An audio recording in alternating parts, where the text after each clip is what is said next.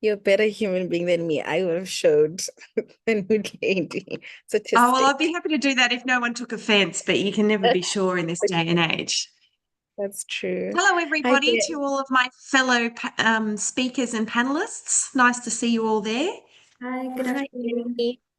Hi, Jim. Hello, Hi, everyone. Jim. How are you? Are you guys all well? I know Jim is Hello, very early in the everyone. morning. Hi, Dr. Slishy.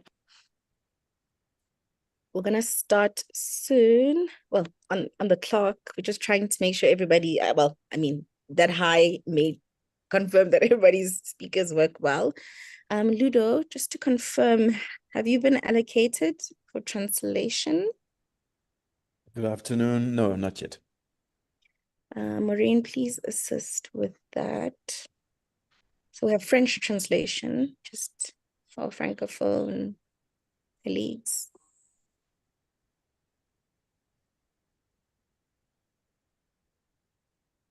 Actually, for Ivan hosted a webinar such a long time or dialogue, I forgot how stressful it is behind the scenes.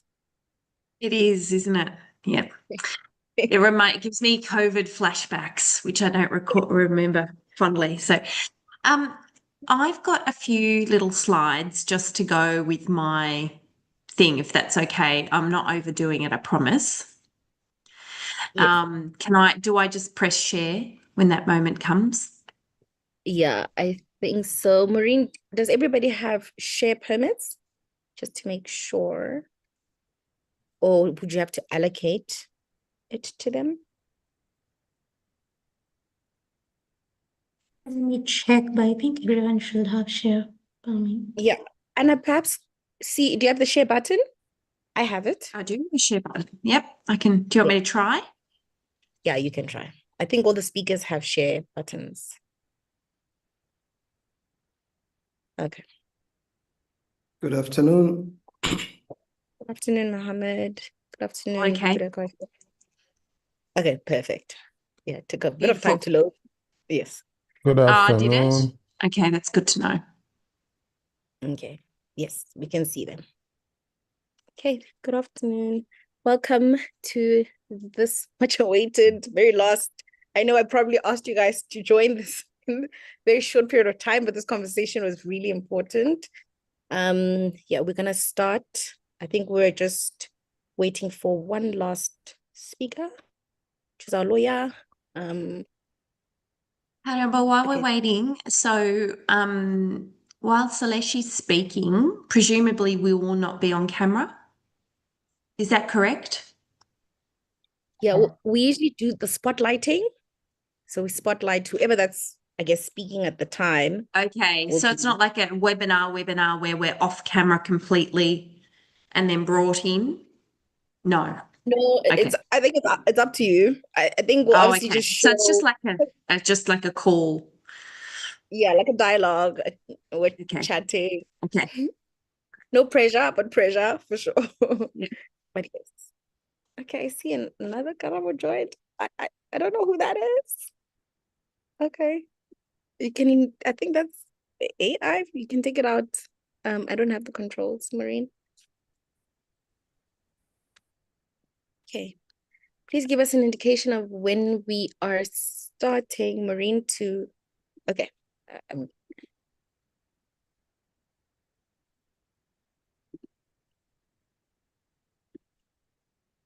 Marine, we good to go? Yeah. Please don't forget the spotlighting for Okay. when the speakers, I think we can do automatic spotlighting, if I'm not mistaken. Yes, I think our audience is here. Hi, everybody. Apologies that you're getting us trying to prepare.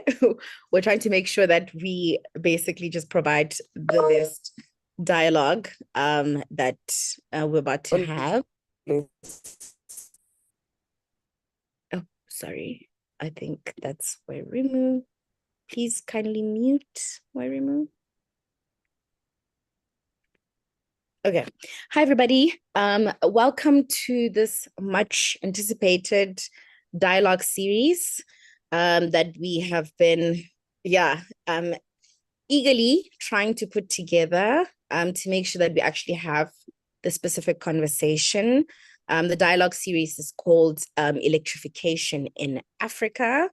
And today's conversation is one of 3-part dialogue series. So we're gonna try and have one each month ahead of COP to make sure that we unpack this conversation on electrification. Now, it may seem straightforward for certain people in terms of what electrification is, but it's actually not. The conversation has resulted in this concept of electrification being viewed differently depending on where you are, in which part of the world, what you do, in the context of what also your priorities are. For some people, electrification is genuinely about the technology substitute. So very similarly to replacing fossil fuels. For others, it's more so an infrastructural conversation on how do we supply electricity. For others, it's about efficiency. How do we then achieve efficiency? How do we achieve low emissions? How do we save costs, really, in relation to electricity? How do we make sure that all of it just makes sense? Now, this was also prompted by conversations with partners across the world in the context of, for some partners, this conversation on electrification is about EVs. For some partners, it's more so around cooling systems, heat pumps, and we wanted to figure out what it means for Africa, particularly in light of the fact that electrification has been placed on the table as a potential target or priority for the COP presidency this year. There's been an electrification target of achieving electrification by 35% by 2035.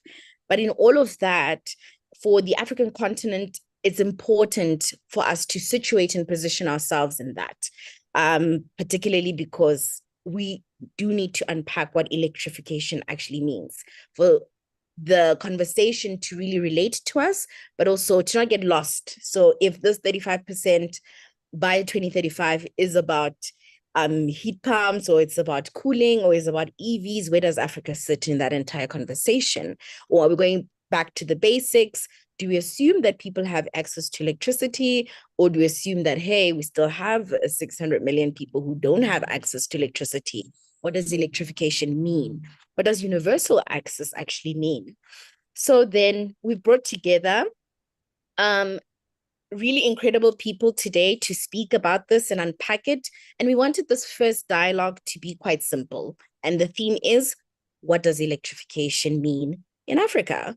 We don't want to jump onto how do we finance it? What does it look like from an economic development and growth perspective, without really unpacking this concept at a basic level, looking at it from a financing point, from a legal point, from, picking up some of the examples that might have, unfolded on the continent, but also industry, just to really unpack this, with the hope that at the end of the specific dialogue, we would have really unpacked it and people would have an idea of what electrification means for the continent, or what electrification means just for them. So those kinds of things are very much crucial.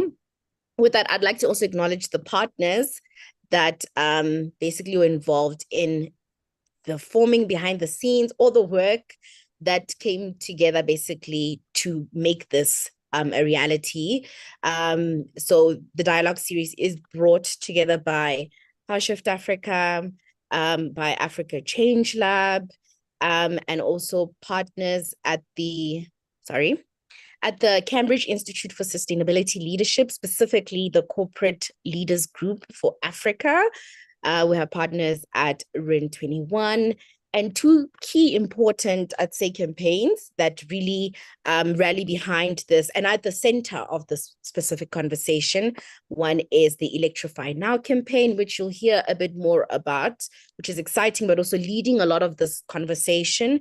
And one of the campaigns that we will be fully backing in ensuring that, as we speak about Electrify Now, we are speaking and anchoring it through the Electrify Now campaign. And then the WhatsApp Africa campaign, which happens to anchor around energy development in Africa. with that, because I think I've said a mouthful at the beginning, I would like to then call on the opening remarks, and the person who will be providing the opening remarks, who is Mohamed Ado, the director of PowerShift Africa. I actually often don't like describing Mohamed as the director because I always say he's more than that. Recently, I coined him the son of the soil, meaning that, you know, he often really is a voice and a representative for a lot of the climate and energy conversations on the continent. And with COP in mind as well, with the targets, Mohamed is one of the key voices that tends to, he lends his voice for the continent, and he does it excellently. And there'd be no better person to open up this dialogue series, but also today's dialogue, than Mohamed Ado. Over to you, Mohamed. Thanks, Karabo, for that very kind introduction. Good afternoon, colleagues, and a warm welcome to you all to this webinar. There are a couple of things I'll touch on, and I'll start with, when we talk about electrification globally, we're often talking about replacing existing fossil fuel technologies, you know, replacing petrol cars with electric vehicles, gas heating with electric heating, or fossil fuel industrial processes with ones powered by clean energy. But for Africa, as you've heard from Karabo, the challenge is different. We're not simply talking about replacing one energy system with another. In many places, we're talking about building an energy system that does not yet exist. We all know more than 600 million Africans still lack access to electricity. So electrification in Africa has to mean two things at the same time. Firstly, providing universal access to reliable and affordable electricity. And then secondly, using renewable electricity to power Africa's future development. This is what we mean when we talk about electrification in Africa. And we know this is vital, not just because it displaces fossil fuels. For Africa, it's actually key to unlock our continent's development. We now enter in what could be called the age of electrification. You know, at the London, Climate Action Week, the launch of the Electrify Now campaign built momentum for the proposal that you've heard from Karabo. By 2035, electricity should provide 35% of global final energy consumption, up from just over 20% today. And that matters because so much of the world's fossil fuel consumption still comes from activities such as transport, heating, and industry. And so moving those activities towards clean electricity is one of the fastest ways to reduce fossil fuel consumption. We know electric technologies are generally much more efficient than fossil fuel technologies, while renewable electricity is increasingly the cheapest source of new power. So COP31, because we all climate and energy justice advocates, we tend to think about this important summit as an opportunity to make electrification a central part of the next phase of the global energy transition. But I must say, a global target is only meaningful if developing countries, including our continent, have the finance, technology, and policy support required to achieve it.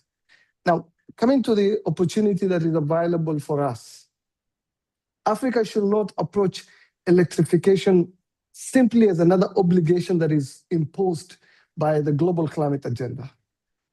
We've had instances where, certain frames have been used that have actually implied we've been asked to do certain things. This can be an enormous opportunity and a development opportunity for the continent.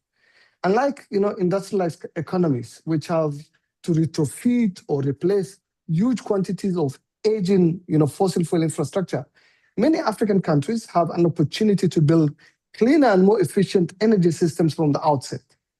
And so Africa has the resources to do it. We have some of the world's best solar resources. We have enormous, wind potential across the continent. We have geothermal resources already supplying much of, East Africa's electricity, including my own country, Kenya, and significant hydropower resources in several regions across our continent. And so we're already seeing glimpses of what this could be. Ethiopia has moved aggressively on electric mobility while seeking to reduce its dependence on imported oil. My own country, Kenya, is combining a largely renewable electricity, system with rapid growth in electric motorcycles. And Morocco is developing, renewable energy and battery supply chains. So these examples already in our continent show that this transition is possible, but they remain exemptions rather than the norm. And so perhaps the question then follows, what should electrification deliver for Africa? I will start by saying that we should resist defining success simply as more electricity consumption or more connections. I think that for me, the real question is, what does that electricity enable? If we frame it around electricity enabling African businesses to grow, powering manufacturing and industrialization, making agriculture more productive and allowing African countries to process more of what we produce. We want electrification to power hospitals, schools, digital economies. And so when we think of electrification, we should be thinking about the decent jobs and economic opportunities for Africa's rapidly growing young population. And it should hopefully allow African countries to capture more value from our own resources. We know our continent possesses many of the critical minerals needed for batteries and clean technologies. But if we simply export, those raw materials and then import the batteries, electric vehicles, solar equipment produced from them, we will have missed much of the economic opportunity electrification offers. And so electrification, therefore, from an African perspective, needs to be part of our industrial strategy, not simply an energy strategy. Of course, there are barriers that we need to overcome, and I'll just speak quickly on some of this. Our continent does not lack renewable energy potential. We all know this. What we lack is investment on affordable terms. Our countries face some of the highest borrowing costs in the world, despite having contributed the least to the climate crisis. That means, renewable energy projects, which will commercially be viable elsewhere, can become prohibitively expensive in African countries simply because the cost of capital is so high. So we cannot seriously talk about a global, electrification target without addressing this fundamental inequality in the international financial system. We need massive investment in grids, transmission, battery storage. People will not switch to electric transport, and industries will not electrify, their production if the electricity supply itself is unreliable. And so electrification does not have to mean, for particularly our rural communities, for the national grid to reach every community. We know in many rural areas, distributed renewable energy and battery systems can provide the quickest route to reliable electricity access. And so the African pathway, and I want to underline this, must ultimately be shaped by African priorities. When we talk about electrification and the pathway we pursue, it must be shaped by our specific needs. This should not be a transition in which technologies, finance, and development models are simply imported from elsewhere because of having a global electrification target. Africa needs to decide what kind of energy system best supports its own industrialization, energy security, and development. That means building African manufacturing capacity, and my colleague is going to talk about that later. Strengthening, regional electricity markets and power pools, developing local skills and supply chains, and ensuring our communities are participants in shaping energy systems rather than simply recipients of an infrastructure.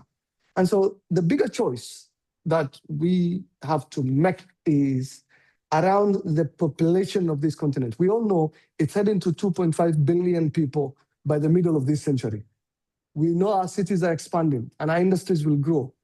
Hundreds of millions more Africans will rightly expect energy, mobility, jobs, prosperity, greater well-being. That development will require vast amount of additional power.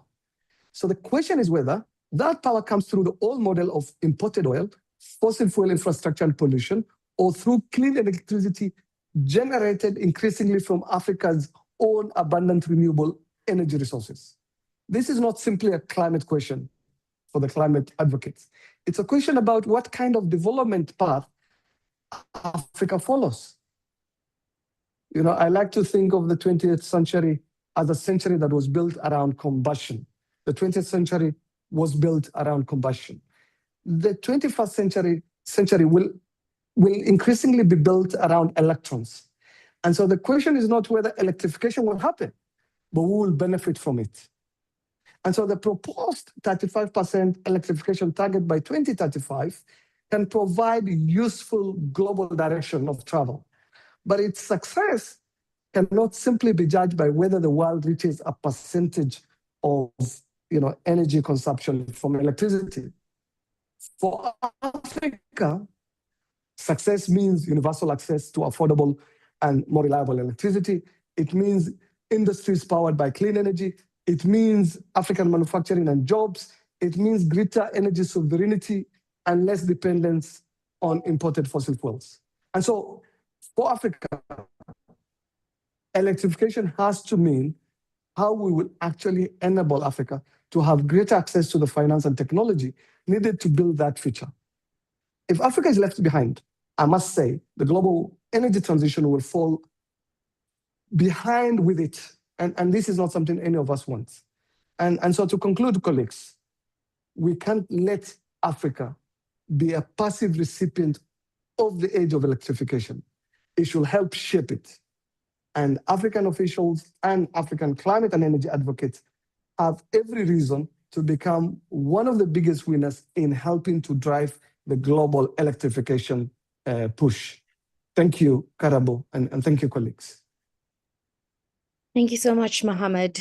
And we really appreciate that. I think that was definitely a powerful opening to what promises to be a really robust discussion.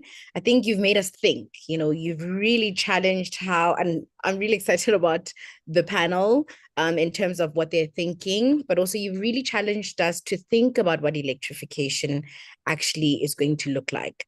I like the question on, it's not about whether electrification is going to happen, it's really about who's going to benefit. So let me just say this for Mohammed, because the question is, what does electrification mean? For Mohammed, it's more also about the ecosystem. So it's not just about this part of, yes, getting electricity, but there are many questions that we need to answer and many things we need to unpack. The cost of capital is one of those themes he mentioned. So yes, the financing, but there's also other layers. There's currency volatility, there's technology costs, there's all these things that need to be answered. But for Africa, and particularly in light of the history and where we are at from a development perspective, it has to be about a development path. It has to be about sovereignty, but also we need to think about what does industrial and labor development actually look like, the infrastructure constraints, but also taking it as far as what does household purchasing power, or what's the role of households in this? What does productive activities actually look like? It seems to be this bigger conversation, and it's not really just about we need to get electricity, but there's an ecosystem that needs to be thought about. And that's really a good start to the conversation. And thank you so much, Mohammed. To bring somebody who I think, and I mean, we're not expecting Dr. Seleshi to give us all the answers, but we definitely respect the amount of work that Dr. Seleshi Bikele has done. Dr. Seleshi is basically the former minister of, let me get that right, former minister of water, irrigation and energy in Ethiopia, but he's also a renewable energy champion under the RAIN 21 Arasi program. And we specifically wanted to have Dr. Seleshi present because of the work that he has done. He is one of those people, unlike the rest of us who get to speak about these things remotely in conferences. He has hands-on experience in government, but also on the ground in terms, and also in an African country, of what electrification has looked like, what Ethiopia has done. But I think Ethiopia being a really great country right now in the context of, yes, they're hosting the COP32 conference, but also Ethiopia is leading the way in some of these conversations on electrification. There's the example Mohammed mentioned on the EVs. I think the rest of us on the continent are looking at Ethiopia to see what's going to happen. But a lot of also the electrical stuff that have happened last year, the dam was being launched, the Renaissance Dam was being launched. There's a lot that's going on in Ethiopia, and would be extremely curious, and I think everybody's really excited to hear Dr. Seleshi's contributions on what exactly electrification means, or what it ought to mean, and what, in the context of Ethiopia, what we could even just learn from your time as minister, but also now as you continue to champion renewable energy. Over to you, Dr. Seleshi.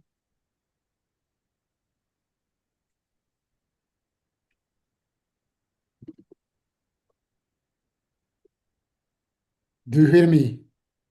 Yes, we can hear you. The Thank screen you. is loading. Yes, there All we go. right. I shared my screen here. Do you see that? Yeah. Yes, we can see it. Okay, Excellencies, colleagues, and friends, it's a great opportunity to talk to you this afternoon on this topic of what does electrification means for Africa. That means we are looking at not just electricity access to get sunlight at household, but also what it should be in terms of building Africa's economy related to energy, especially renewable-based economy. So, in a sense, as we have been also introducing, the question is not only how many people we connect to electricity, but what electricity enables Africa to become. And obviously, we are all converted around here. It's a basic infrastructure for development.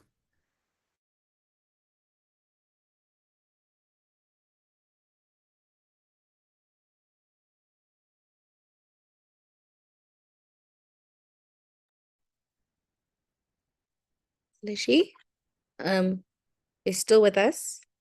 Okay, I think we've just lost Dr. Seleshi. That's no problem. We will, I think, revert back to him. Anna, now you have to come before Dr. Seleshi. We'll just, Dr. Seleshi, are you still with us? I still see you present, just to make sure. And if not, then we'll just give you an opportunity while Anna Freeman comes in. Okay, I think we'll give you a moment, and then Anna, I hope you're ready. For while Dr. Seleshi basically tries to figure out the connection bits, and I guess that's why we need to electrify. Okay, Do you I hear see. me? Hello. Yes. Okay. I'm Yes, we sorry, can hear you, hello. Doctor. Why it is disconnecting? No Okay, worries, no worries. let me continue. Yeah. So, Yes. Dr. as Seleshi, do it, you have the slides still? Because I think we also lost the slides. Sorry. you lost the slide. Okay, let me Yes, reshare. kindly share. Yes. Mm, Thank you so much. Please kindly be patient with us, and yeah, Be patient, sorry. no worries, Dr. Seleshi.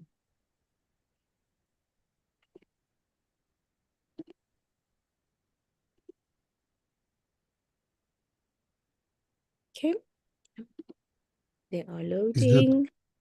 is Yes, it there now? yes, the slides are back. Perhaps we need to zoom it out a bit or share it as a, yes, oh, there we Yeah, go. presentation mode, okay. So, as it is mentioned, roughly 600 million people in sub-Saharan Africa still live without electricity, but we have to even recalibrate these numbers. This number has been there for over a decade, maybe now. Out of 650 million people in the world without access to electricity, 600 million is in Africa. So we are the most deprived. Therefore, we have to work extremely hard in order to liberate our energy access and our economy. That is the world's largest remaining access gap, but access alone is not a sufficient measure of success. A household can be connected and still face unreliable supply, an affordable tariff, or electricity too limited to support the business, social aspects of development like clinic, school, productive use of energy like pumping water for irrigation, manufacturing areas, value chains like cooling or industry. So my central proposition is for Africa, electrification must be understood as an economic and social transformation agenda. It's not sufficient to talk about poverty and also a slogan to extrication of poverty. Rather, it must close the access gap in terms of electricity. At the same time, as Muhammad also said, build the productive, renewable, and resilient energy system on which Africa's future economy will run. Africa must pursue two tracks at a time. The first track is creating universal access. That is, close the gap by creating universal access, make the service reliable, not interrupting ones, make it also affordable. For different economic tiers, you can really stagger the price and make the poorest of the poor to access electricity at the cheapest rate. But for the big industries or those who are profiting out of electricity should also pay the true cost of electricity. The second track is electrification of the economy itself. Transport, cooking, building, agriculture, water service, digital infrastructure, manufacturing industry are, very well known now, but we have to move on in really leapfrogging using energy or electricity to nourish this energy thirst economic sector, say e-mobility. Ethiopia, we took a bold step in terms of creating a policy. Of course, that policy, because of other constraint, may reverse soon, but at least for the last 22 years, since January 2024, we have banned combustion engine vehicles. It means for individual vehicles, for buses, even our railway system, etc., in urban as well as to support all are supplied with electricity. That electricity in Ethiopian case comes 97% from renewable sources. But it also in tandem with the global, even with developed economy context of decarbonizing the transport sector means replacing fuel by low carbon technologies. Out of that is renewable energy. You can then go for electrified vehicles, whether at tuk-tuks level or buses or dump trucks, etc. So that by banning actually importing this kind of combustion engine fuel-based vehicles, we managed really to reach over the last 2 years to import 160,000 EV vehicles. But it needs important infrastructure to build the charging stations, battery swapping stations, strengthening actually the distribution system, transmission system, adding more substations, made more transformers, etc. If you can not just switch easily, you need to build the necessary ecosystem for that. The same in terms of agriculture. At the wheat revolution in Ethiopia, we started bringing irrigation or for productive use, not only in highland Ethiopia, which is heavily consumed, degraded, etc. But we moved the technology to the lowland area, to regions like Somali region, Afar region, Southern Ethiopia region, etc., to have large-scale farming, but supplied with irrigation technologies. That irrigation needs pumping of water. To begin with, for smallholders, we started with distributing just diesel, but gradually replacing this with grid-connected electricity or the electric-based pumps is important. You can extract energy from the solar energy and provide a distributed energy wherever it is needed. So it is very handy, actually. The invention of solar energy is very, very crucial for this. Digital infrastructure, etc., transformation around that is also very crucial. So it means then this is different from electrification debate in many advanced economies, where the main task is often fuel switching. That means from carbon intensive to electrified, if it comes from renewable energy. In Africa, we must expand the energy system while transforming it as well. We cannot sequence development first and clean electrification later. We have the opportunity to build both together. That gives us the real leapfrogging momentum. So a connection is an input, not the development outcome, therefore. Meaningful electrification should be available in what happens after the wire arrives at homestead or at productive places. A farmer pumps water without diesel. A cooperative operates a cold chain. A clinic refrigerates vaccines.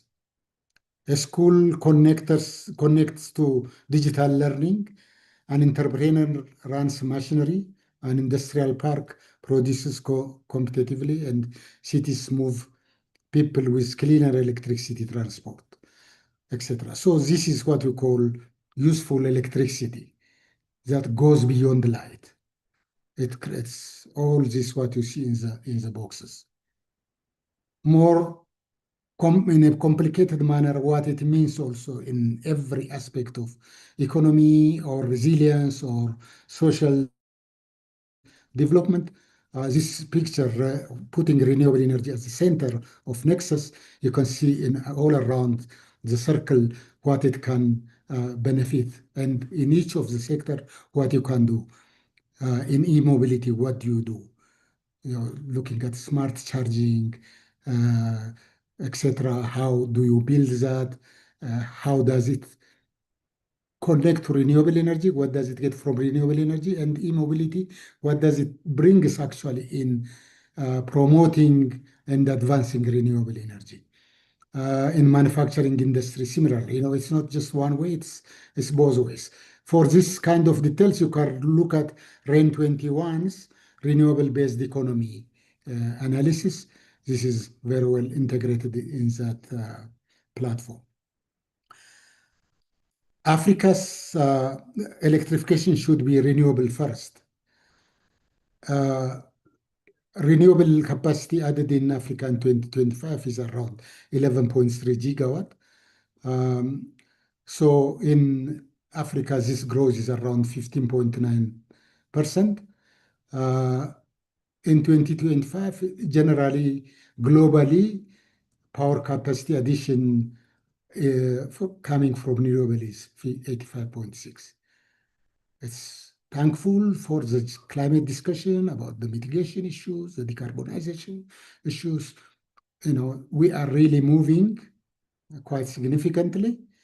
But renewable energy really uses natural energy.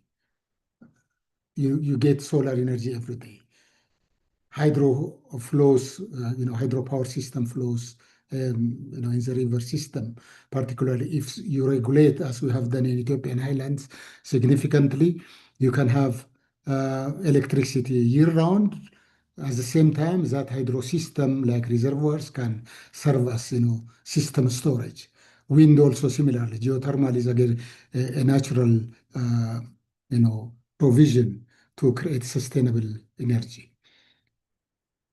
So around this, Ethiopia's example is very good. We built, when I was minister, we completed 3 significant hydropower dams. The smallest one was 246 megawatt. Second one is 1,870 megawatt. Third one is the largest in Africa, the Grand Ethiopia Renaissance Dam. These dams entering into the grid system, supplying Ethiopia, but also neighboring countries. Our connection to Kenya with a capacity of 2,000 megawatt. At the moment, we are supplying up to 400 megawatt to the Sudan, to Djibouti, in near future to Tanzania through wheeling arrangement, and South Sudan, potentially also Somalia. So this is real backbone for East Africa Power Pool.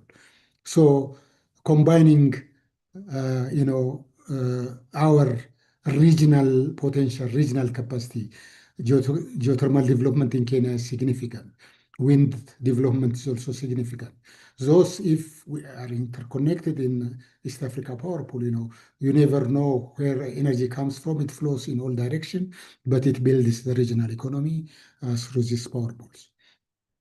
Not only at the national system, you use grid system, but mini grids. Definitely in Ethiopian case, for example, 35% cannot be accessed with the grid connection. We have to build off-grid system. And also standalone system, design storage, flexibility, digitalization, and efficiency, etc. Diversify portfolios for climate and water resilience. So there are a number of issues you can see when you look at in detail about the nexus issues. So looking at further, energy sovereignty should not mean energy isolation. It should mean African agency, African priority, African institution, a stronger domestic capabilities and the ability to choose development pathways consistent with national and regional ambitions. Regional integration is therefore part of electrification infrastructure. Power pools, cross-border transmission, and connected markets allow countries to share diverse resource, improve reliability, reduce reserve requirement, and integrate variable renewable at lower cost.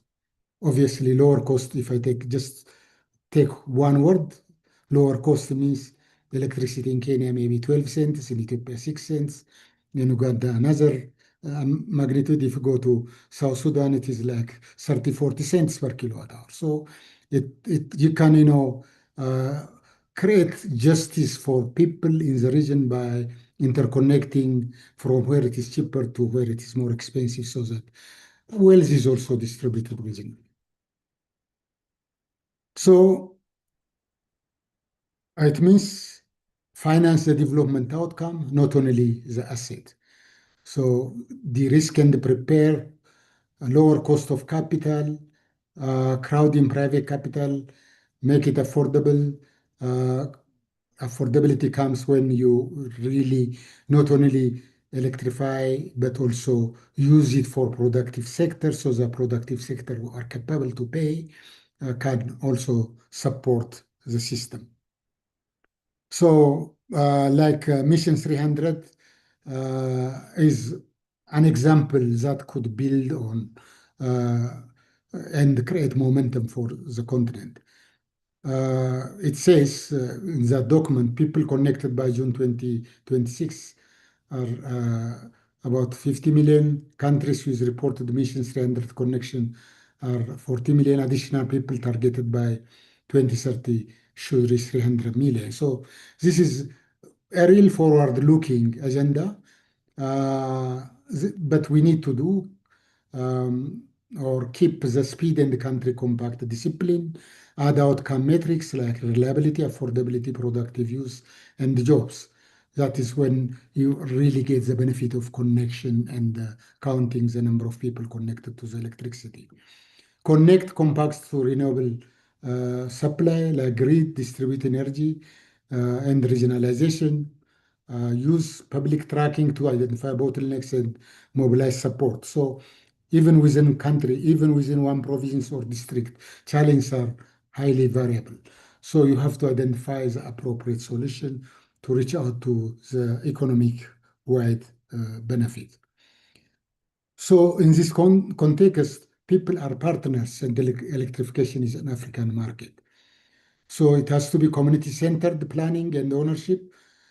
We have to always keep in mind women and youth as entrepreneurs, technicians and leaders so that they benefit from the job creation, they benefit from easing of the job situation, create an opportunity for girls to go to school, not fetching water or fetching electricity. By creating developments that connect to social development, you can bring this, but in the digital economy, for example, girls and women really outsmarting most of the boys and the men, really, as we can observe, for example, in Ethiopian school system and in the ICT technologies. So look into consumer plus productive use finance to convert access into livelihoods, build the capabilities to project development, construction, O&M, digital service, but batteries and selected components. So let me close with a simple test. Electrification in Africa is meaningful if it does 5 things at the same time. First, it has to reach everyone with reliable and affordable service. Second, it powers productive economies and decent jobs. Not every type of jobs, but really we have to move on creating decent jobs. Third, it is increasingly supplied by renewable energy and efficient systems. The fourth step, it strengthens Africa's agency, regional integration, and local value creation. And the fifth, it is resilient, just, and centered on people. This requires a shift in our matrices and our mindset from connection to capabilities, from megawatts to productive value, from isolated projects to integrated system, from imported solution to African leadership, and from energy transition as constraint to electrification as a development opportunity. Africa shouldn't merely electrify more. Africa should electrify differently, with renewables at the center, productive use as the purpose, people as partners, and economic transformation as the measure of success. I thank you. Thank you so much, Dr. Seleshi.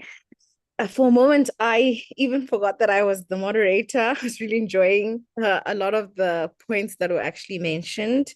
Yeah, I think you've really given us like lots of things to think about. I really appreciated the track 1 and track 2, but also this 5-part that gives us almost like a clear path for some of the things we really need to consider in building this electrification ecosystem that we keep referencing. So this track 1 of closing that gap, so the affordability and access being important, but also electrifying the economy. So this productive activities, what does it mean? But I also found this point on, it's not really about doing one without the other. We need to do both. So we need to electrify while also then pushing the development side of things. And really appreciated also, I mean, your keynote in that usually with keynotes, it's somebody who's obviously just studied the stuff or is doing it at a technical level, but you have, real examples from the ground from Ethiopia, but also in your time within the ministry on what has been working, from the examples you've really provided on the irrigation systems, but also the EVs, but also I appreciated the regional integration parts, speaking about how, regionalism is also going to play a part within the electrification agenda. And at the heart of it, Africa's electrification is really about economic and social development. It's an economic and social development agenda, most importantly, it's not just about the access bit, but it's really about the productive uses as well. Really, really appreciate you for making time. Usually, whether it's former ministers, current ministers, very hard to access, but you've really made yourself accessible to a lot of CSOs and partners on the continent, and really appreciate. We know and value the depth of knowledge that you have, and we want to continue just pushing this agenda, knowing that there are real champions like yourself who will continue to, speak in the best interest of the continent. And yeah, we thank you so much, Dr. Seleshi. Thank you. With that, Appreciate it. thank you. With that, I would like to now move on to, I guess, what brought us here, and that is the Electrify Now campaign.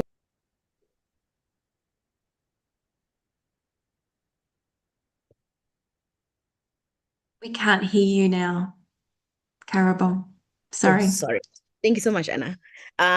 Yes. So the Electrify Now campaign is what prompted a lot of these discussions to start. Importantly, it was launched, and a lot of curiosity was actually sparked to say, absolutely, have we been electrifying? Have we not been electrifying? There's a new target. What does it mean? Where do we position ourselves? And we found it important to really speak and have Anna Freeman, who basically is the coordinator of the Electrify Now campaign, come and tell us a bit more about the campaign. We think it's important. As I said at the beginning, this is a campaign that we want to fully back, but also we need to know about it. Besides us who are partners and who are signatories to the campaign, I think there's a whole pool of, whether it's African CSOs, African partners, networks, who want to really back this. And as we define what electrification means for the continent, we're then able to really champion a lot of this electrification conversation. Just to point before Anna comes, if you'd prefer French, please do choose the French translation. We do have French translation available. Please don't struggle with the English throughout. We have both French and obviously we're speaking in English. Please feel free. Even the panelists, if you're feeling very French today, please go ahead and speak in French. We'll hand it over to you, Anna Freeman. I wish that I were that gifted. I apologize. French is not one of my skill sets beyond ordering a cup of coffee. But listen, hello, everybody. It's so great to be with you. I'm sharing slides and I hope that's okay. I promise it will not be death by PowerPoint.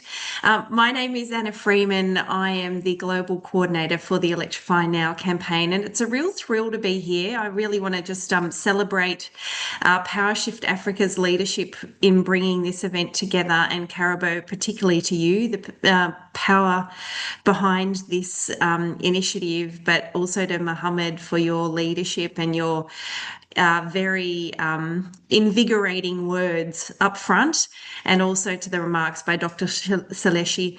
I have to say, I sometimes, if I think carefully about or reflect for a few moments on actually what it means that there's 600 million people at the moment without electricity, it actually can bring a tear to the eye when you think about what that means. It's very easy to talk about this in a flippant way or offhand way. But when you really think about the power of it for enabling a quality of life that I think we're all privileged, we're all in front of our computers, battling maybe with varying levels of good internet wherever we might be, but we know how much it matters for connection, we know how much it matters for economic development, and we know how much it matters for opportunity. And so it's been wonderful to be able to actually be here and to be part of this conversation. So I know I want to leave as much time as possible for the panel. So all I wanted to do in my brief words in the next few minutes was simply to give you a bit of a sense of what is this campaign, where did it come from? I'm going to get straight to the point it began with a recognition that there'd been a focus on sort of the renewable energy supply side of the global energy transition and the need to move away from fossil fuels, but we hadn't really been focusing quite so much on the demand side of that equation, and also the things that we need to change and the shift that we need to make in the end users. And so this has really been a campaign that has emerged from, I think, a widespread understanding that this was really an underdone theme. You'll be aware that we've got global goals on energy efficiency, doubling down on energy efficiency, doubling the rate of improvement, and tripling the installed capacity of renewable energy generation globally. But we hadn't actually talked about how we were then going to make sure that we shift as much of total global energy demand onto clean electricity, onto renewables. And that is really what the heart of actually how we get decarbonisation done. But it's not only that. I'll move to this slide too. We recognise in this campaign that it is also about expanding access to electricity supply to make more of humanity's needs. And so this is very much as much about expanding access as it is about the fuel switching of the existing technologies that are currently relying on fossil fuel combustion. So back to our mission, it is to accelerate the rate and rollout of electrification and fast track our renewable electric future. And this is why, because globally in the world today, we're sitting at around somewhere between about 21-22% of final energy consumption is from electricity. And we need to be at 35% by 2035 to keep 1.5 degrees in reach, which is a target that very much matters for all of our livelihoods. And that requires us to be going 4 times faster. At the moment, the vast majority of our electricity, vast majority of energy actually does not come through the electricity sector. Only about 30% of final energy consumption goes through electricity itself. The rest is being consumed at final end use in fossil fuels. So there's a big task, not only to grow our renewables, as you can see here on the left-hand side, in order to make sure that we can satisfy the demand, but then to use those renewables to electrify. We have a very high degree of fossil fuel dependency in the world today. This is a chart by Ember that demonstrates there's some areas that have extremely high dependency, and for every $10 that the price of oil goes up, the total cost to the globe is $160 billion.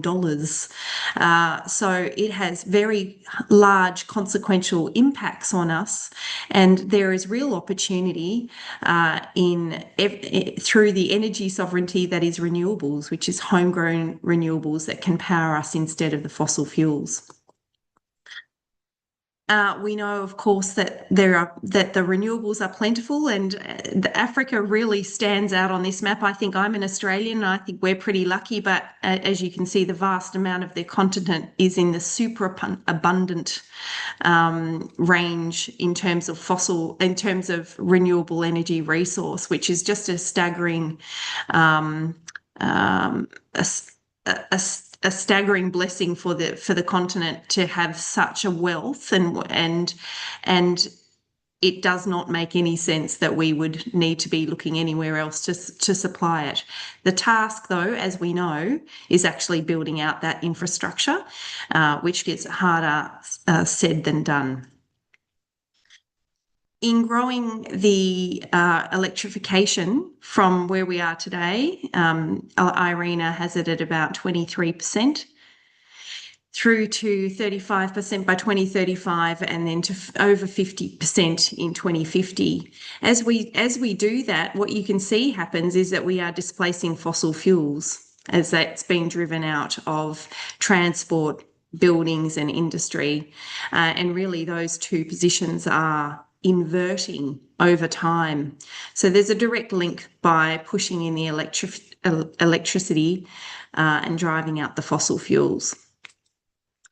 So in terms of what we are doing, which is, I guess, is what I wanted to close on, I want to start by saying that we want to use this platform, and it is a platform where we have almost 60 organisations from across business, civil society organisations, and we are backed at the moment by 9 governments as well, including Ethiopia.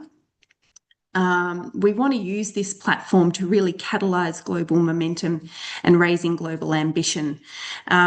We need to do that in a variety of different ways. We want governments to be championing electrification. We want them to think about how they can integrate it into their own national plans. We want to make sure that they work together to help mobilise the capital that is required to actually deliver on electrification. And that does include also mobilising the capital that is required to achieve the energy access goals as part of that. 35 by 35 includes the assumptions that the energy access will continue to grow in accordance with those goals. So that is part of the existing goal, and we need to make sure that we can actually mobilise the capital to ensure that happens. I was looking with interest at Dr. Saleshi's notes there about how much is required by 2035. It was $150 billion. I think the current numbers fall short of that. And so there is quite the task in order to make sure that we can actually deliver that amount to the degree that we can use this platform of Electrify Now to also support those aims. That's something that we're very interested in doing, and I would encourage anyone that's interested in getting involved in this campaign, in this movement, including governments, including businesses, including civil society organisations, think tanks, research organisations. Reach out, get in touch. We would love to hear from you, and we would also love your ideas about how we can help to drive this forward over the next few years and make sure that we can deliver a real step change in the expansion of electricity to supply our energy needs. Thank you, Karabo. Back to you. Thank you so much, Anna. And well, again, I think we've been congratulating the team for the Electrify Now campaign, but it's also really exciting to just hear more about it in the context of, how Africans could jump on it, but also how we could actually contribute to the bigger conversation on electrification. Thank you so much. With that, I think everybody who's spoken has been referencing the panel. So it seems like everybody's really excited to hear what the panelists basically have to say. With that, I would like to then call on my panel. I'll start off with Eleni Nicolanto, who is basically she comes from the Alliance for Renewable Electrification. I think possibly the most obvious aligned person in the room. Eleni is basically the Business and Market Development Associate at ARI, that's what we call it for short. And then we have Wairimu Manyara, who's a legal associate at the Law for Energy Transitions Africa. And then we also got Kurekwashe Lukula, who's the executive director for the SEDEC Center for Renewable Energy and Energy Efficiency. And then we also got Jem Pacaro, who's the senior energy partnership specialist at the World Bank. And if you noted, you would have seen that well, hopefully you noted it, but let me perhaps make it very clear that our panelists come from different areas, right? So we have Eleni, who obviously is from more describing industry and the people who primarily work within, or who would be potentially the implementers, on the ground. And then we have Jem Pakaro, who comes from the World Bank. Obviously, I think Dr. Seleshi had mentioned rightfully about Mission 300, where there's a lot of opportunity for electrification in that context. So we have implementation, then we have some financing and, the multilateral development banks in terms of their role, but also an initiative that is actually rolling out on the continent. And then we also have Wairimu, which is more legal and policy. You do need, when we spoke about an ecosystem, we're speaking also about you need enabling laws, you need enabling regulators, you need enabling policies. It's not just going to exist without that enabling environment. And then we have Kurekwashe. I think Dr. Seleshi also mentioned, the role of regionalism and the role that even institutions like SACRI, we call it SACRI in short, will play in the context of ensuring there's some kind of regional value chains, regional integration, and the role that such institutions as SACRI will play in creating this ecosystem.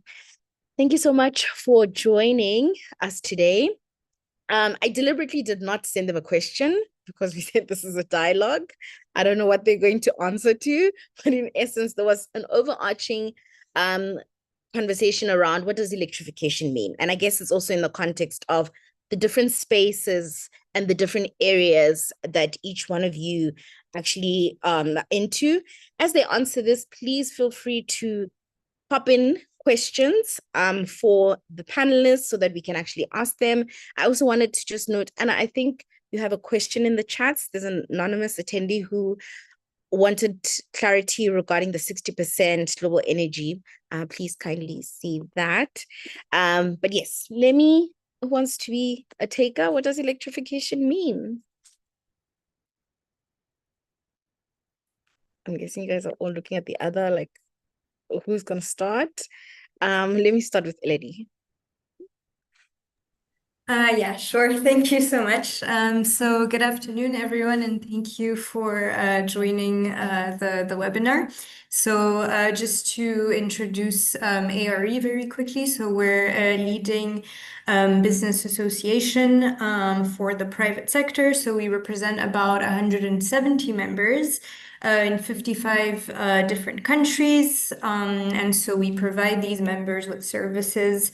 And so our role in the industry and the transformation of Africa's economy is basically empowering the private sector, driving investments and fostering partnerships. And so today, for me, the question of what does electrification mean for Africa, it's really about responding to local challenges, local realities, and meeting all of its development goals. And also something that I'd like to my opening statement is kind of that electrification should not just be seen as a simple component of overall development, but actually as a foundation. So yeah, that's all I'll say for now. Thank you. Thank you so much, Eleni. Let me come to you, Jim. What does electrification mean? Yeah, thanks. Thank you, Karabu, and thank you to PowerShift for the opportunity to join today's discussion. Look, I think I would echo much of what's already been said by the previous speakers, as it's very aligned with, I think, the World Bank's views on what electrification means. I mean, I think really from the perspective of the World Bank, electrification is about giving people, businesses, farmers, schools, health facilities, and communities more generally the opportunity to improve lives, create jobs, and drive economic transformation. You know, the real success for us as the World Bank is not necessarily the connection itself, but what that connection makes possible. And, given its centrality to so many development agendas, we as the World Bank have actually decided to make electrification a key mission of our work. And I use that word mission purposely, as some of you may have heard about something called Mission 300, I think, which was referenced earlier by one of the speakers. If I may, I don't presume everyone knows what Mission 300 is, so if I can just take a couple of minutes to explain it, I won't go into too much detail. I can leave that for later. But in short, it's a joint initiative by the World Bank and the African Development Bank, with support from other partners, to provide first-time electricity access to 300 million people in Africa by 2030. And I think everyone on this call will know that's about roughly half of the current deficit. So, you may think that's ambitious, you may think that's not ambitious enough, but that's the target that we have set ourselves together with the African Development Bank. And of that target, the World Bank is aiming to connect 250 million people, with the African Development Bank taking the rest. This is a very technology neutral goal that we've set ourselves. We kind of, together with our clients, use kind of a least cost approach to determining how best to reach those who are currently underserved. By our estimates, we think that about half of the new connections under Mission 300 will be best served by the grid, the remainder by distributed renewable energy technologies like mini grids, solar home systems.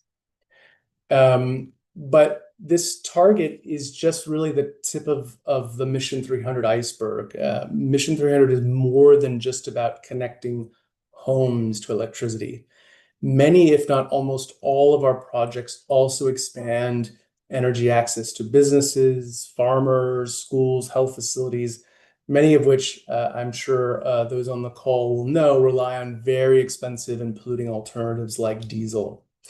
And it's really expanding access to these other market segments, which is so critically important to Mission 300's broader goal of powering economic development, human capital, jobs. I'll say the iceberg goes even deeper than that, in the sense that expanding access for families and firms isn't sufficient, as we know, to drive growth. Customers need affordable, reliable power. And this is why under Mission 300, we're working across the entire power value chain, not just on last mile access. This means that we're supporting least cost generation, transmission, regional integration, which was mentioned earlier, and sector and utility reform. I won't go into too much detail from here, but I just wanted to kind of mention that, to date, we've connected about 59 million people to first-time access, with about another 100 million people ready to be connected through projects already approved and under implementation. It's also worth noting that since Mission 300 was started about 2 years ago, we've connected about 135,000 businesses to reliable, affordable power, about 20,000 schools and health facilities, and 57,000 businesses have been provided with electric equipment for income generation. So it's not just the homes and the residences that Mission 300 is powering. It's all of these other market segments. Happy to say more about kind of where we see this moving forward, but let me pause here to allow others to say what they'd like. Thanks. Thank you so much, Jim. And I really appreciate the context as well. I think us working in the space, we always assume everybody knows what Mission 300 is, but definitely important for us to constantly remember that, there are people who are possibly coming across this program for the first time. Thank you so much for unpacking even just the linkages of this program, but also to the wider conversation on electrification. Wairimu? Everyone, Karabo. So thanks so much. And maybe I think the question has been answered by the different panelists in ways that I fully identify with. maybe in terms of what electrification means to me from a legal perspective as well. Not sure if it's fully there, but the first thing is particularly that there's access, but also not necessarily just access, but legal frameworks to enable further investment in that access. So I think a lot of African countries, as had been mentioned previously by the former minister, are at a place where they're building out the systems for the first time. And so it's more about how we're establishing the mechanisms that are going to determine in the next 50 years, if we're building out new grid infrastructure, if it's transmission infrastructure, if it's distribution infrastructure, how exactly is this going to be done? And then that later then determines the impact.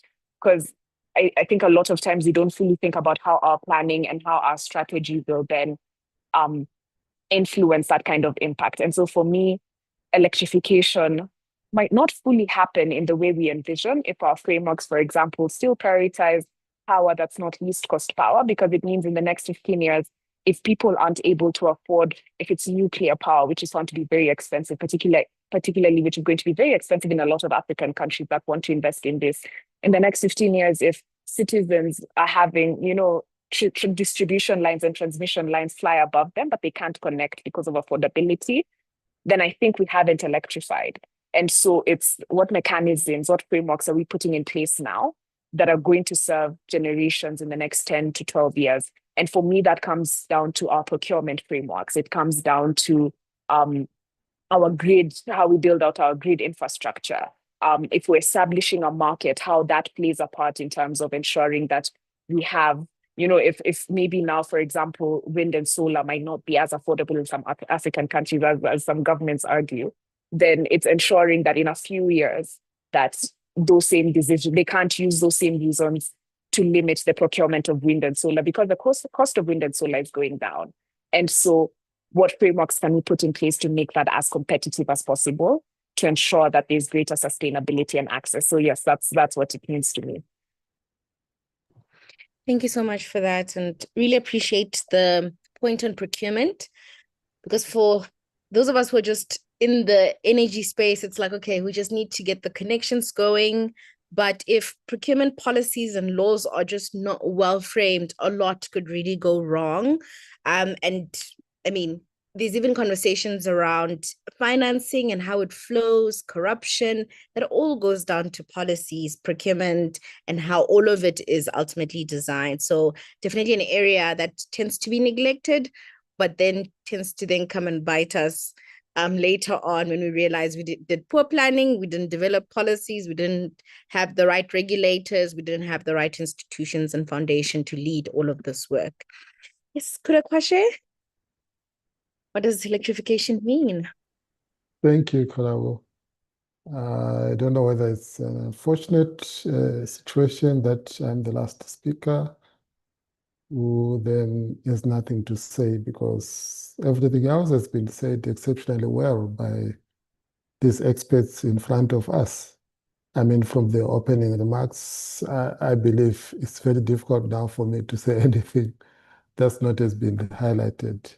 But just maybe to emphasize that I think we're all in agreement that when we talk of electrification, I think there are three dimensions to it, which are quite interconnected. Here we're talking of access.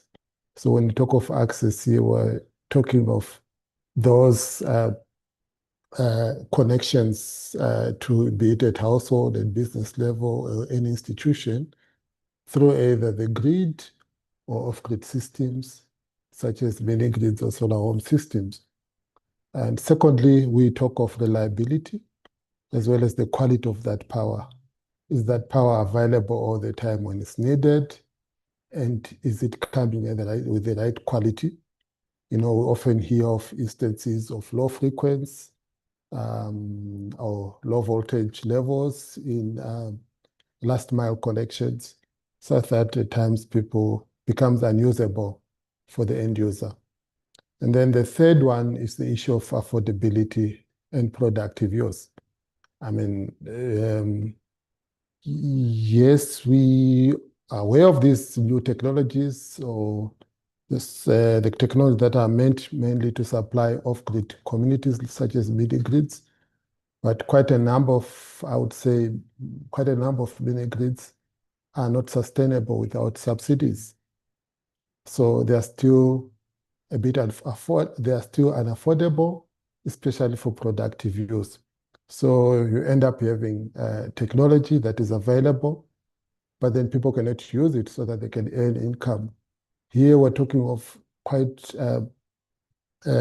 needed economic activities such as power irrigation, cold chains, providing small industries such as those that are doing welding and other things. So I think that the conversation is all in agreement that these three things are fundamental: access, reliability, and affordability. Then I think then the issue now is to say, okay, do we have enough frameworks? Do we have enough institutions to drive this? Because we still have a huge gap. We've heard the numbers. If we speak in the context of Southern Africa, SADC, average electrification rates are in the range of 50%, meaning that we still have about 200 million people that do not have access to clean and modern energy services. What institutions do we have that are supposed to drive these initiatives? There are quite a number of institutions. The question at times is then, are these institutions adequate enough? Because we still have that gap. If you look at it from the electricity side of things, we have got power markets, regional power markets. We have got regulations in place. We have almost all countries in the SADC region have regulators, except maybe one, I think. And then in terms of renewable energy and energy efficiency promotion, we do have institutions such as SACRI. We've got policies that have been adopted and strategies that have been put in place. We also have institutions such as rural electrification agencies that are supposed to serve as the last mile connection, including other private players also that have been brought in place. So the issue then still remains to say, okay, how far do these mandates extend across the entire electrification value chain, especially when we look at the last end? The utilities, the power pools are serving mainly those that are connected in urban areas. Mainly the regulators are serving again those that are mainly connected. So it's still bound, to say, okay, we're bound to ask questions to say, are we then do we have right frameworks to ensure that we harmonize, be it the policies, be it the regulations? We don't want to standardize, say, the electrification approach in one country should be the same as the electrification approach in the other country or another community. Context differs. But I think there has to be a bit of some harmonization, whereby then our investors or developers at least have a common framework within which to work from. So the question then remains, do we have such in place so that at least there's a fair and transparent playground to meet that 50% that is still lacking access to clean and modern services? I thank you for now. Yeah, thank you so much, Kuda. I was actually worried. I was like, oh, everybody said everything. And then you added new things that none of us have even said. So I was like, okay. I think just some key points that you've raised that I think were not really mentioned. The point on reliability and quality, really, really essential. Because I think we've focused on access and affordability, but it's also that quality of whatever it is that we're doing as we then electrify is quite crucial. But also, when the concept of electrification is thought about, we think about it in this grand scale, large projects, and sometimes it's not. So you mentioned small industry, especially in the context of a lot of the African market being, and I'll quote, informal in nature. It means that a lot of the small players in the context of small industry, informal industry is important. And how do we electrify, whether it's SMMEs, medium enterprises, those are very key and crucial in developing this big ecosystem that we speak about. But also institutionalization is critical. Do we have, adequate institutions? Do we have the right stakeholders to contribute to this bigger market? And those were very crucial. So you definitely had a lot. The advantage of being last is you get to say all the cool stuff that was not said, at the end. And let me just see for questions. We're really going to open it up. Let me start with Dean Cooper, and please take the questions. Otherwise, I'll, I guess, have to allocate. Dean's from the global energy lead at WWF, which is a common organization within our space. And Dean is basically asking about energy transition in taking account of the impact on nature and the associated economic cost. The question is, how important is this? The need to consider nature when planning electrification in Africa. Any takers for that? So how important is it to basically take into consideration nature when planning electrification in Africa? And this is biodiversity, land. Those conversations are also important. I want to pick on Wairumu because of the policy and the legal elements. Parts of it is about regime interaction. So we can just think about electricity law in our own bit, but there's all these other things. There's environmental law, there's the climate laws as well. There's water principles. So there's all these regime interactions. How do we make sure that we consider the others and not just think, oh, electricity in isolation? There's land rights. There's all these different things. Yeah. Thanks, Karabo. So I was going to take this, and then I saw there's also a question, I think, later on coming in, particularly on procurement, particularly IPP framework. So I was like, not sure, but yeah, happy to respond. I think this is a good question. And I think, apologies, earlier I didn't introduce myself. I'm Werimo Manyara, and I work for Law for Energy Transitions Africa. And I'm a lawyer, and we basically work in Kenya, Nigeria, and South Africa. And in responding to this question, I think it's important to note where exactly some of these questions come in, and then we'd be able to know and how it places is in which policies, for example, would you want to put in some of these considerations? Because here we're also thinking about where you want to make your input to have the most impact. And I think this question mainly reflects on energy plans, particularly like national energy policies. If you come from Kenya, like me, I think it's the INEP in South Africa. And it looks very different in different African countries, but it's all the same, which is the master plan, for example. So this generally tends to explain the scope of where government has mapped out where energy projects are likely to come up. And in this case, it's usually like, for example, for us, other than the energy policy as well, we also have the least cost power development plan, the LCPDP. And here you have like a list of resources. So the government says, for example, in Rift Valley, we've benchmarked 3 geothermal projects. Here we've benchmarked hydro projects, and you're able to then map out those locations. They also, however, map out the total capacity that they have to generate. And in that sense, they also put in the different areas that this is likely to affect.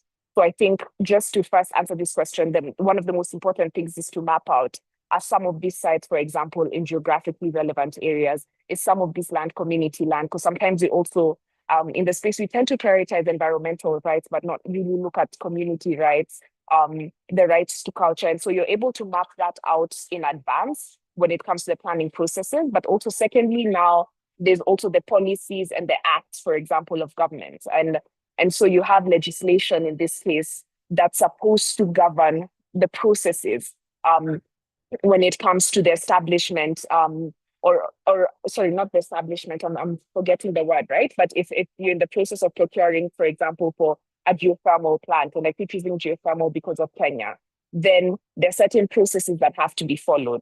what are some of those processes? They involve environmental impact assessments. And so the law in this sense, what you try to put is to ensure that the law mandates that environmental impact assessments are carried out, and they're mandated before a project proceeds to the next stage. So then you'll find that, for example, either in your National Environmental Management Act, or you'll find it as well in your Energy Act, depending on the frameworks. But also finally, and so I don't take too much time, usually we don't, when you think about energy projects, you don't think about the associated grid infrastructure, which can also be impactful. So we have like a lot of transmission lines that can tend to pass through either protected land areas, or sometimes even zones that should not have, or sometimes zones that should not have certain, or can be diverted to areas where it's, for example, transmission infrastructure can be diverted to areas that might not be as environmentally harmful. And I think South Africa in this case has transmission planning rules. Kenya currently does not. And so usually in these rules is where you find requirements that state or name how exactly the planning process should be done, and with consultation to ensure that those environmental and social concerns are taken into account. And why I think I focused a lot on frameworks here, particularly the policies and the planning elements, is because many times energy projects come with project financing, which has 4 timelines that things have to be done in, and you find governments have huge stakes in terms of implementing, because there's a cost if power is not off-taken that they're likely to incur. And so you find a lot of the planning processes are done very far out, considering a lot of those environmental impacts. And at the end of the day, it's very difficult to mandate that those are being done if you don't have policy, legislative or regulatory ground to be able to mandate them. So ideally, they should be done, but the fact that there's impacts that are going to happen, times later, particularly through litigation in the way that it was done in Lamu. And those are some of the frameworks that I think we try to work on to ensure that that implementation is then done and you're able to stop projects, or at least mandates that they follow certain routes. Thank you so much for that, Marimu. We don't have much time left, but I'm gonna ask, I have one specific question that I'll end with.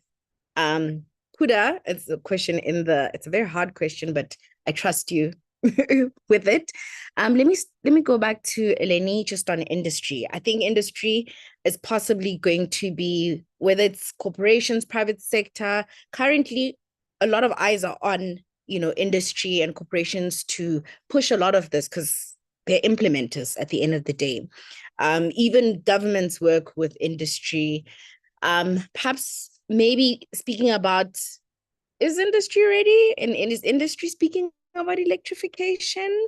And what other roles private sector could really play, particularly considering electrification is it's not always profitable in the context of where you are assisting or where you're doing access related work. How do we then effectively work with private sector and industry? Thank you for the question. That's a really good question. So it's quite relevant to what we're doing at the moment at ARE. So indeed, just for a bit of context, traditionally ARE has always focused on rural access to electricity. But this year, only a few months ago, we've expanded this mandate to center some of our activities around commercial and industrial electrification. So it's a really great question. And so, of course, industrialization is one of the key drivers of the growth of demand that we will see in the next few years in Africa.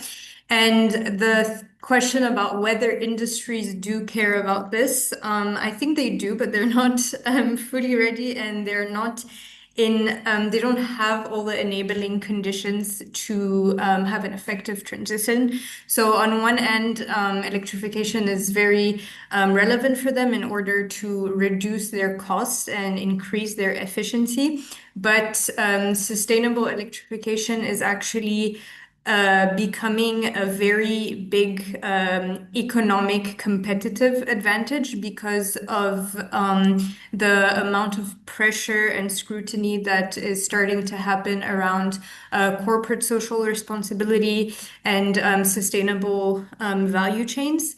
And I think that's something really interesting about this is also depends what kind of industry we're talking about as well, because I think different industries have different challenges and issues that they need to address in their transition. So if I can talk about, for example, heavy duty industries such as mining or even telecom towers. So their demand is very high, it's very intensive, it runs on long hours, and the lack of reliable grid access, it forces them into heavy reliance on diesel generation. So that drives up their operating costs, and switching to sustainable sources of electricity is really a enabling factor of competitiveness. And on top of that, for the overall impact, they can also function as key anchors for regional development and not just for their own industry,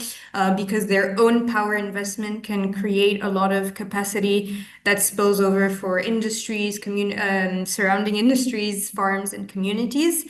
But for example, if we look at agro-processing, so one of the things that we've noticed throughout the companies that we work with, some of the projects that we've completed, or some of the publications that we've written, for example, for the agro sector, I think that a problem is also that the demand side is not necessarily natural. The demand needs to be stimulated, because if we're talking about small rural farmers, the demand needs to be stimulated with awareness campaigns, because they don't necessarily know that switching to renewables can reduce their costs and increase their efficiency. They don't necessarily know how to effectively implement this into their day-to-day operations.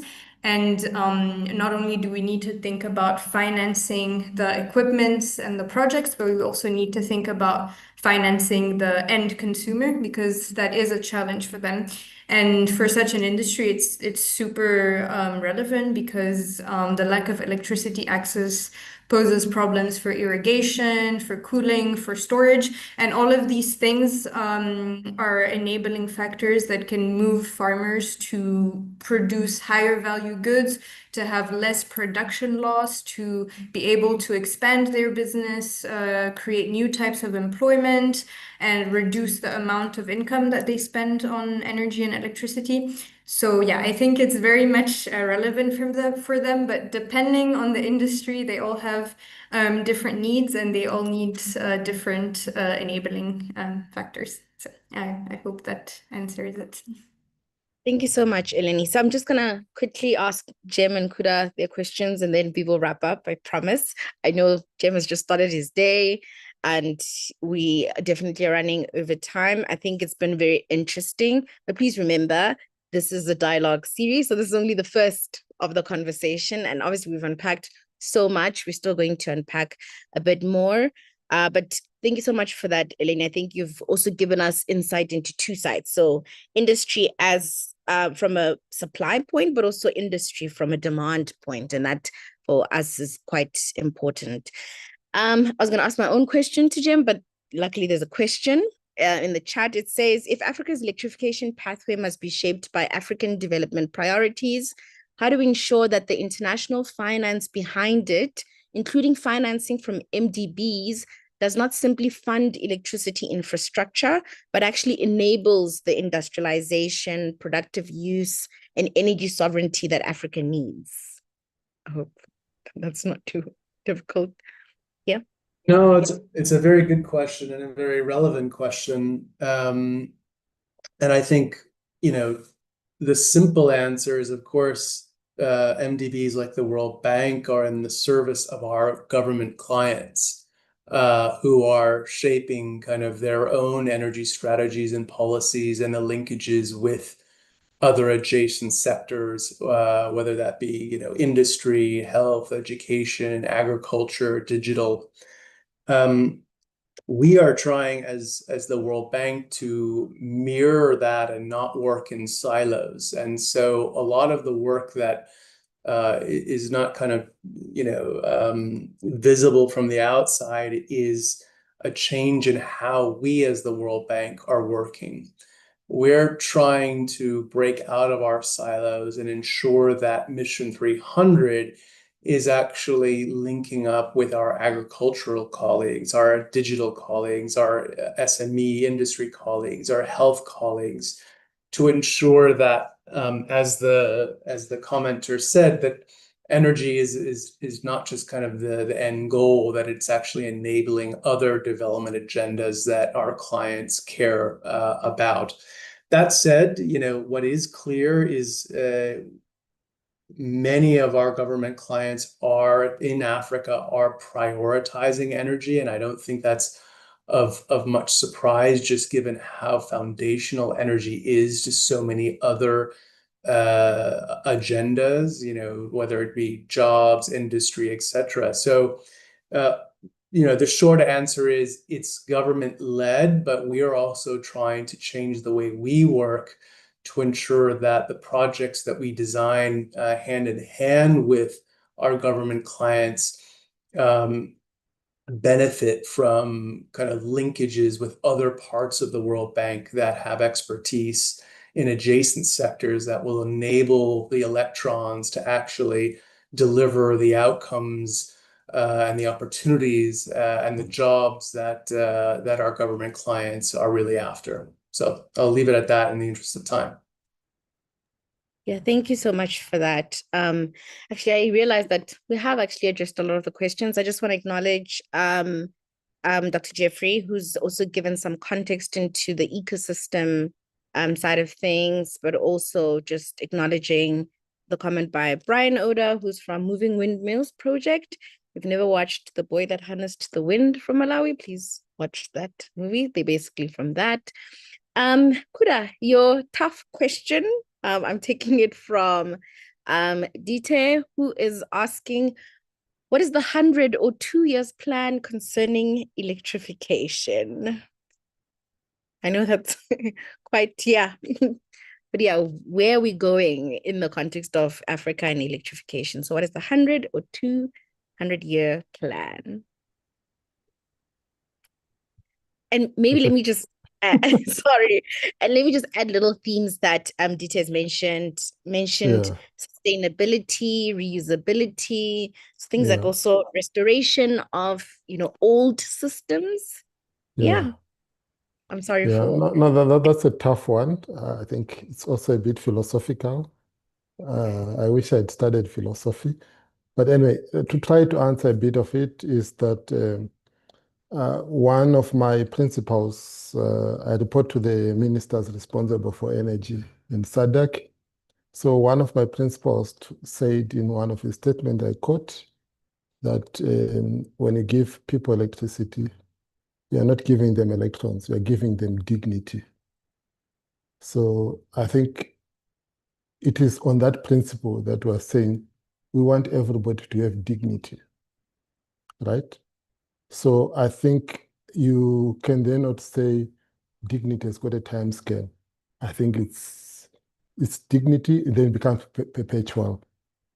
So in that context, it means then you have to look at everything else, not just only that you are going to give in the electrons. I think these electrons, as Jen has just mentioned, that look, there are other things that the outcomes that are required. Electrons are just one thing, but what are the outcomes? Maybe try also to respond to the other question that was looking at the issue of, I think it came from Kenya, the issue of how do we interconnect, or if the institutions are coming to us as MDBs to finance us, are they going to drive their own agenda? I think the onus is upon us to say, what is it that we have in place that we are inviting these institutions to come and support us? It's not them that are coming to electrify us, to electrify our region. It is us who are inviting them to come and support us in whatever we've planned and put in place, be it 20 years framework, 50-year, 100-year framework. But I would say all in all, we need to put in place proper frameworks. In our region as SADC, we have taken note of the abundance of resources that we have, but we are also cognizant of the fact that we have lots of barriers to tap these resources, be it the minerals that are important for the energy transition, copper, cobalt, name them, we have them here. So the issue now is in the just energy transition framework that we have developed, do we look at these resources and match them to the challenges that we have so that we can then fully utilize these resources? In terms of especially looking at the communities, we have adopted the Water Energy Food Nexus framework. It is a nexus in which we are saying we cannot develop the energy sector without ignoring the water sector, especially now that we have got, like this year, it's anticipated that we're going to have a super El Nino. So it's going to be a drier year. Climate change, it's really impacting on the agricultural sector. So we need to look at all these in an interrelated way.